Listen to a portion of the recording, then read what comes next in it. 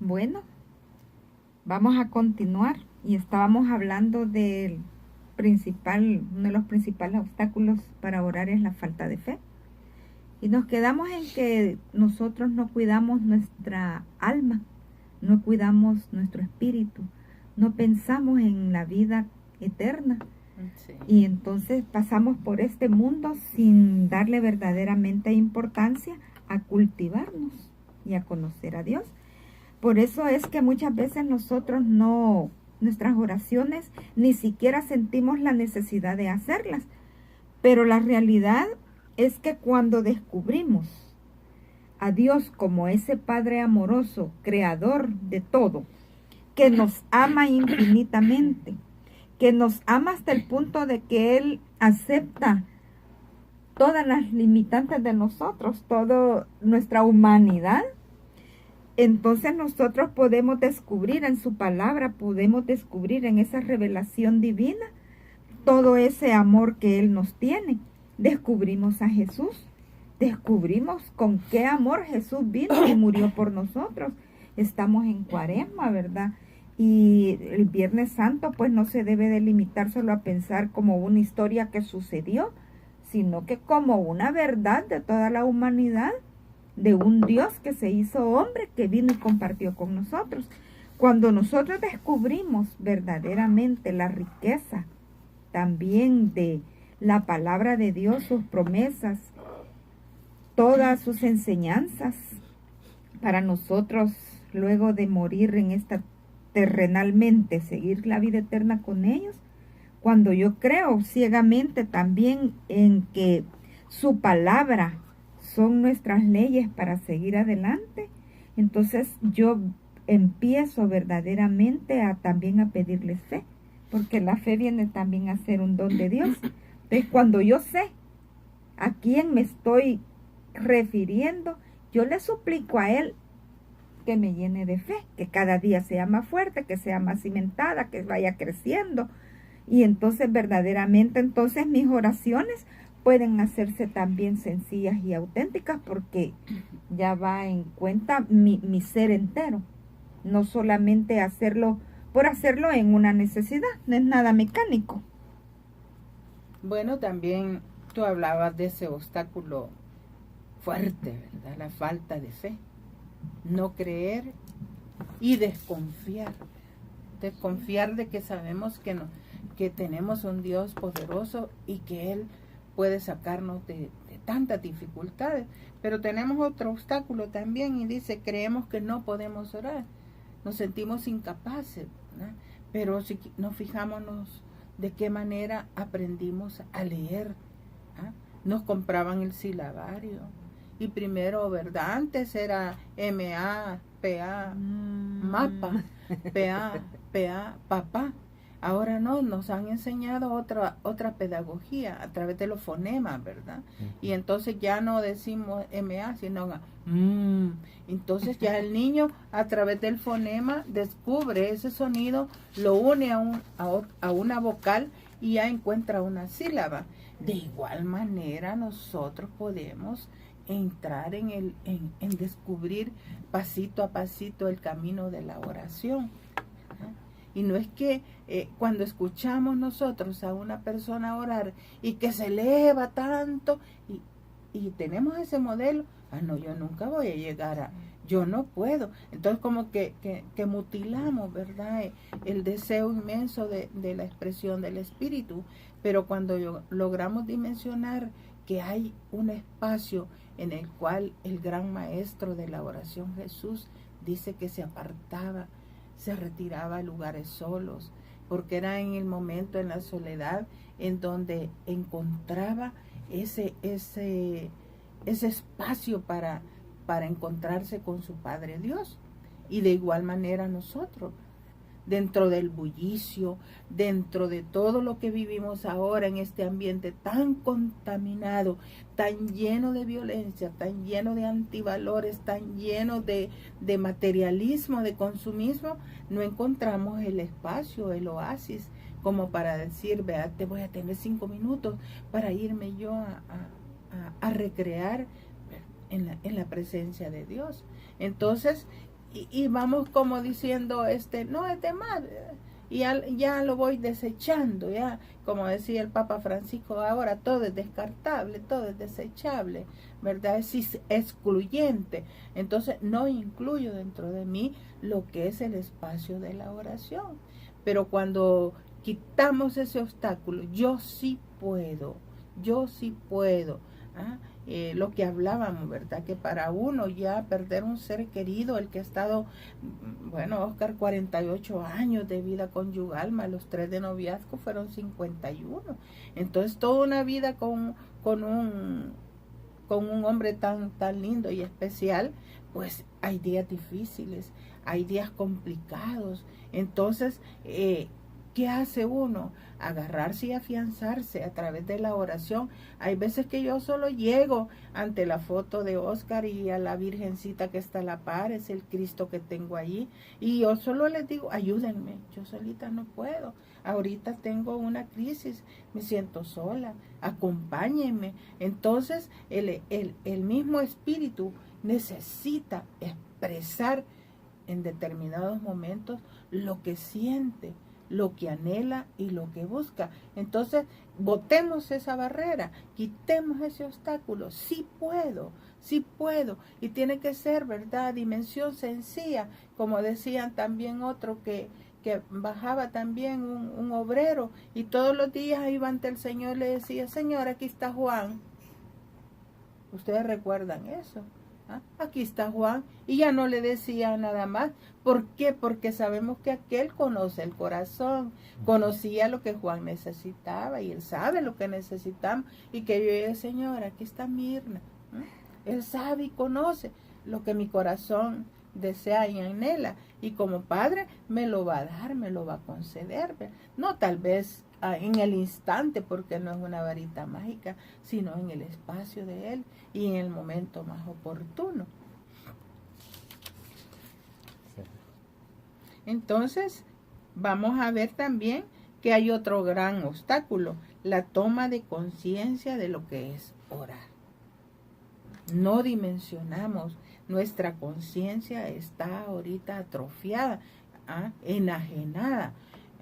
Hay una enajenación dentro del ambiente que nos impide ver y nos pierde la conciencia de que la oración es necesaria, es una necesidad apremiante. Si no veamos nosotros todas las actitudes del ser humano que ahorita encontramos con esas atrocidades que está cometiendo en contra de su hermano, Caín matando a su hermano Abel, día tras día, minuto a minuto. ¿Qué pasará con estos muchachos, con estas jóvenes desaparecidas, ¿verdad? ¿Qué pasará? ¿Qué está actuando en ese? No tiene conciencia, y la oración hace que tomemos conciencia de lo que es bueno y de lo que es malo. Pero ellos no. ¿A quién le dirigen sus oraciones?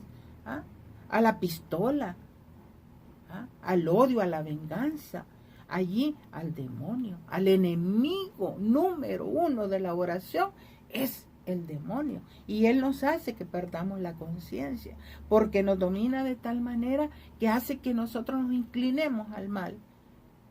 Entonces, cuando tomamos nosotros conciencia de eso, vemos que el amor de Dios es mucho más grande que toda la maldad que ahorita se está cometiendo. Y cuando un pueblo empieza a orar, Dios empieza a obrar.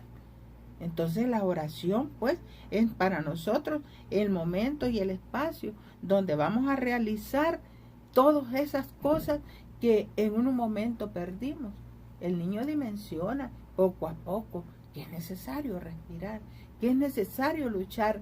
Por eso es que pasito a pasito el niño va dando, ¿verdad?, esos signos de que tiene vida, de que quiere luchar, de que quiere salir adelante. Y la oración, eso es lo que nos va permitiendo a nosotros y a cada uno recobrar la lucha en el caminar.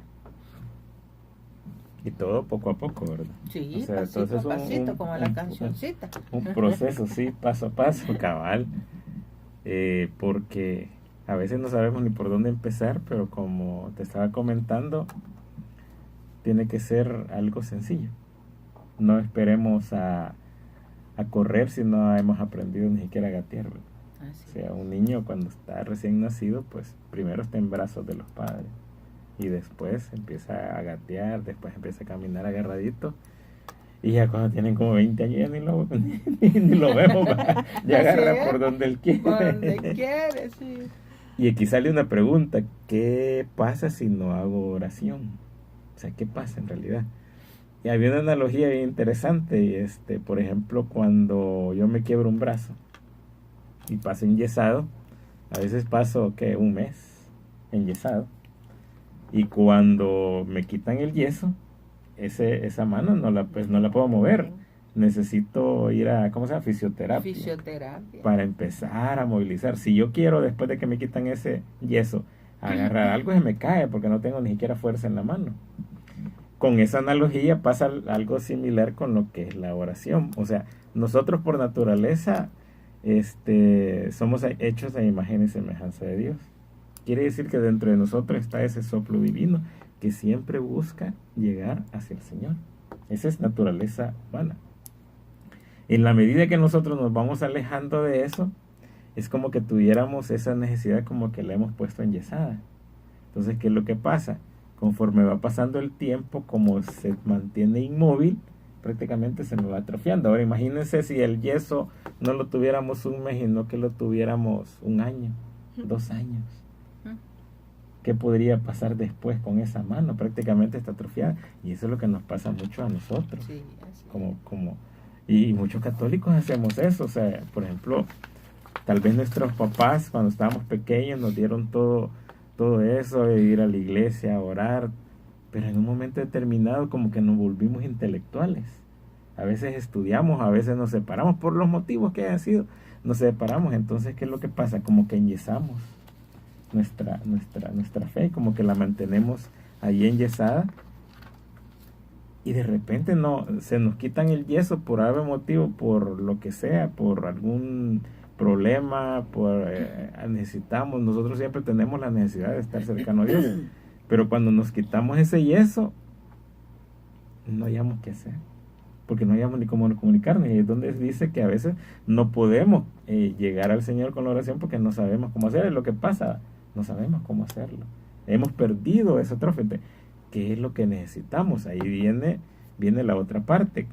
Si tenemos la mano atrofiada y nos quitan el yeso, necesitamos el fisioterapista. Y empiezan un ejercicio, que agarre la bolita, que cierre y abra la mano, que después, ya que las pudo abrir y se ríe después de muchas veces, empiece a agarrar una pelota, tírela, y así van, poco a poco. Es un proceso. Lo mismo tiene que ser en la oración. La oración para nosotros tenemos que ser como aquella fisioterapia que nos va a ir acercando a Dios. Lo que tú dices, a veces llegar y decir: Padre, aquí estoy. Nada más. Porque él ya sabe, y así empezar poco a poco. Ahí te estaba comentando lo que decía el padre Tomás Guerrero, que por ejemplo el Padre Nuestro, no hacer un Padre Nuestro mecánico, sino que un Padre Nuestro así despacito. Él mencionaba de parte de los ejercicios espirituales, como decía uno, Padre Nuestro, pero respirando, Padre Nuestro, y sacar el aire, decía. Después de nuevo, que estás en los cielos, y sacar el aire, y así. Y después decía él quedarse en una frase, una palabra que nos llama, por ejemplo, la palabra Padre, y meditar esa palabra. Eso poco a poco nos va llegando a que nosotros vayámonos introduciéndonos en lo que es la oración. Y también parte de eso es que tenemos que buscar momentos y lugares para hacerlo, ¿verdad? Veamos lo que nos dice la palabra de Dios en San Mateo, en el capítulo 6, versículo 6. La palabra del Señor nos habla cómo es que tenemos que hacerlo. Fíjense, nos dice la palabra del Señor: pero tú, cuando reces, entra en tu pieza, cierra la puerta y ora a tu Padre que está ahí, a solas contigo, y tu Padre que ve en lo secreto te premiará. Esta es palabra de Dios. Te alabamos, Señor. O sea que tenemos que buscar un momento tenemos que buscar la intimidad con nuestro Señor, tenemos que buscar el momento en que nosotros nos vamos a comunicar directamente con Él. Bueno, y el maestro de la oración era Jesucristo mismo. Y en todos los evangelios leemos cuando Él se retiraba a un lugar solitario y se iba a estar hablando con el Padre. Y en ese momento es que nosotros tenemos que tomarnos un tiempito. Miren, nosotros, por ejemplo, en las mañanas cuando nos levantamos, es rico levantar, abrir la ventana y decir: buenos días, Señor, aquí estoy. Gracias por permitirme amanecer. Es una oración bien sencilla. Cuando se van a ir a trabajar, hacer una oración juntos. O sea, bueno, orar, uno, tomarse de la mano y decir: Señor, te agradezco que nos has permitido amanecer, te agradezco tus bendiciones, quiero poner mi día en tus manos para que nos protejas, nos cuides, encargamos a nuestros hijos, etcétera, y nos despedimos un beso a la hora de comer. Ahora, a la hora de comer, el hecho de bendecir los alimentos, o sea, el hecho ese de estar sentado y a veces le toca, en estas carreras le toca a uno solo comer, entonces llegar con su platito, persignarse, hacer una oración en silencio: gracias, Señor, porque tengo que comer, que tantas veces uno no tiene ni que comer, pero gracias a Dios que tengo que comer y comer. O sea, fíjense que solo ahí cuántas veces podemos orar en el día, y seguimos, y en la noche, antes de decir: bueno, Señor, te doy gracias que me has permitido venir, que tengo donde descansar, y te agradezco por todas las bendiciones. Solo ahí tenemos, fíjense, en la mañana, al despedirnos, las 3 comidas, tenemos 6 oraciones chiquitas que hemos hecho a lo largo del día, y así poco a poco uno se va metiendo, pero no necesita oraciones tan elaboradas, no necesita oraciones. Y lo que tú decías con la familia, con los hijos, poco a poco ellos van entendiendo y ellos van disfrutando la oración. Nosotros en los grupos de crecimiento, me acuerdo que los hijos de bastantes parejas decían: ¿y a qué hora vamos a hacer la oración del Buen Jesús? Así decían, ya ellos sabían. O a veces íbamos a comer pupusas y decía: vaya, ¿y hoy quién va a hacer la oración? Decía, generalmente había un niño. Sí. De todos los niños que andaban ahí, que era el que estaba ahí pendiente y era el que ya sabía que había. Entonces, como tú dices, Chorrita, eso va poco a poco, va paso a paso, y el ejemplo antes que nada. Porque si uno como padre pues no ora, si uno solo se siente y empieza, como dice el padre Guerrero, empieza a tragar, ni siquiera le da gracia que tiene que comer, entonces, ¿qué ejemplo le vamos a dar nosotros a nuestros hijos? Entonces ahí es donde empieza uno poco a poco a hacer oración, y después se van a dar cuenta de que cuando se empiezan a comunicar tanto con su padre, empiezan a salir lo que la gente dice, oraciones más elaboradas. Y no es que uno las esté haciendo, sino que simplemente empieza a comunicarse con el Señor. Nos vamos a ir ahorita a una segunda pausa y ya regresamos para ir concluyendo con este tema.